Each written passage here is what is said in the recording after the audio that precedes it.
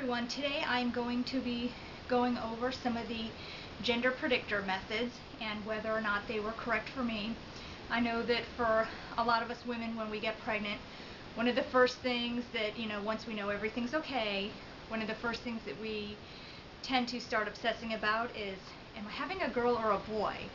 And especially I found before I knew what I was having, to try to find anything that is gender neutral nowadays is like nearly impossible. I mean, there's some stuff where it's green, or they have the yellow, but the majority is all pink or blue, and that's it. So I actually found out my gender with an ultrasound right before Christmas, because with everything being on sale, if I had waited until my anatomy scan in my OB's office, which was just a week or two ago, then I would have missed out on all the good sales. So first I will be going over all the different gender methods that were wrong for me, and then I will go over all the gender methods, few that there were, that were actually correct for me. Now I'm going to throw my little disclaimer in that the only thing with your gender that is 100% correct is giving birth.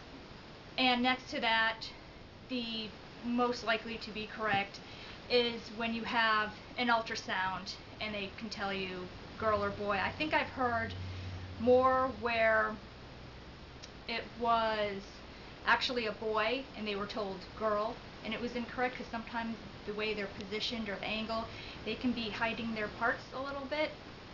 But if they see boy and you see that the stuff is there and they got the business, it's most likely going to be a boy. I think I have one friend over all the years who was told girl up until like her 8th month, and then they said, oh, surprise, it's actually going to be a girl.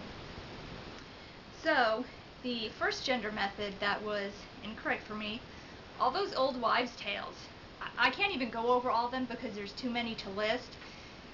They all said girl. One of them in particular about morning sickness. I've always heard if you're having a girl that you have more morning sickness.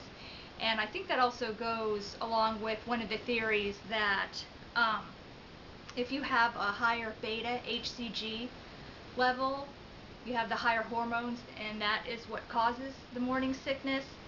But 14 days past ovulation, I think I had, my beta HCG was something like 309 or 390. It was pretty high for 14 days past ovulation, and that's even according to betabase.org.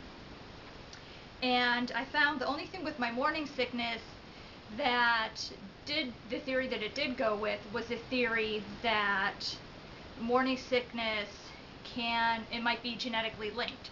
So my mother had really, really bad morning sickness for the first 4 months, and I had really, really bad morning sickness for the first 4 months as well. And then after that, it's pretty much been fine since I'd say 16, probably closer to 17 weeks. Since then, I rarely have any morning sickness or nausea at all. Another method that was incorrect, those Chinese gender charts that are on there that you look up what year you were born and what month you conceived in, and I think it's actually supposed to go by the Chinese or the lunar gender. So like for mine, at the time I was 32 when I conceived, it adds a year or two. So going by that chart, I actually had to look at the column for the year of the age of being like 33 or 34. I can't remember which though. And then supposedly, everyone like with the same age as me that conceives in the same month is supposed to have the same gender. Well, come on, that's just like, if you think about it, doesn't make much sense at all. That also said girl. And what else was there? The nub theory, the angle of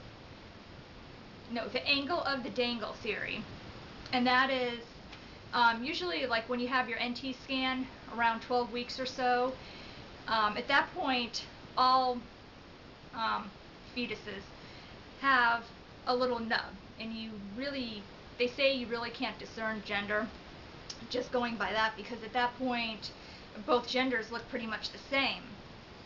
And so supposedly telling by the angle of it, I believe if it compared on a side or profile view, if you look at it and you see the spine, and then if the angle is, I believe, of the nub is less than 30 degrees, it's supposed to be female. And if it's more than 30 degrees, it's supposed to be male.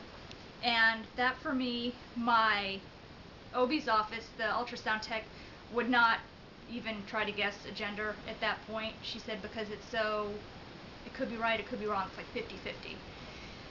However, I did post it on a website where there are a lot of technicians, ultrasound techs, that looked at it and they all said, oh, it looks like a girl. So, okay.